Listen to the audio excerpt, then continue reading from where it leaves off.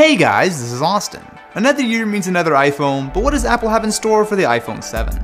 Probably the biggest rumor is that the next iPhone will drop the headphone jack. This seems a bit ridiculous at first glance, but it's worth considering that the connector itself is pretty ancient. The 1/4-inch jack has been in use since 1878, and the smaller 3.5mm version is still over 50 years old. Considering there really hasn't been much to improve on since should say a lot, but Apple has another idea, using the Lightning port. This has been in the works for a while, and you can actually already buy a pair of Lightning headphones today. The Philips Fidelio headphones work by integrating a lot of the parts you would usually find inside the iPhone over to the headphones. Instead of relying on the DAC inside the phone to create a signal that can drive headphones, the Lightning port simply moves the raw data to the headphones where all the processing happens. The problem is that with all of this hardware built into the headphones, they aren't cheap. It's not the end of the world for audiophile grade hardware like this, but good luck picking up an affordable pair of Lightning headphones anytime soon. The advantage is that this really does improve audio quality. Not only is there no hiss in the background, but even compressed MP3s sound really nice. Pair this with Bluetooth headphones getting better and better, and the removal of the headphone jack and DAC means there's extra room inside the iPhone for a better speaker or bigger battery. This being Apple, they'll probably sell an adapter to be able to use normal 3.5mm headphones with the iPhone 7, but as crazy as it might sound, the days of the headphone jack might be numbered. Another big possibility is the return of a 4-inch iPhone. For most of the lifespan of the iPhone, it had a relatively small 3.5 or 4-inch screen, but with the iPhone 6, things got much bigger. This was a smart move. For most people, the larger size is a better option, but there are still a lot of people who prefer a smaller phone.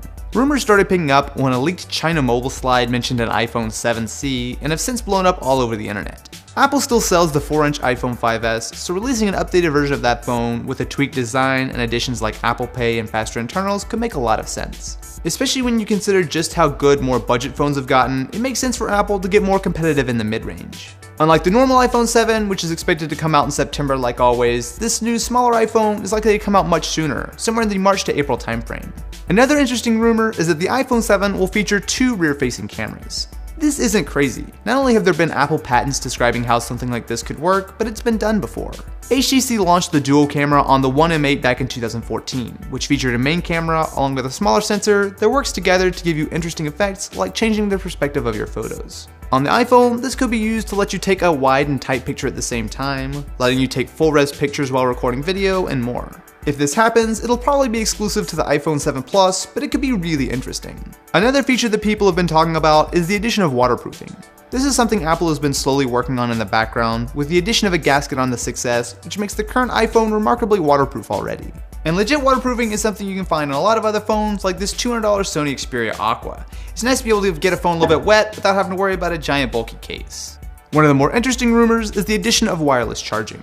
Yet again, this is something that has been in other phones for quite a while, including the Samsung Galaxy Note 5.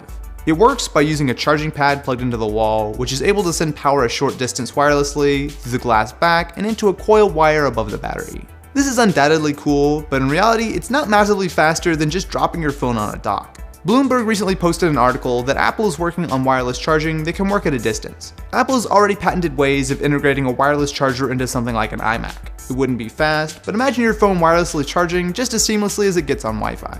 This is likely another year or two out, but it could have a massive impact on battery life. So what do you guys want to see on the iPhone 7? Let me know in the comments below, and I will catch you in the next one.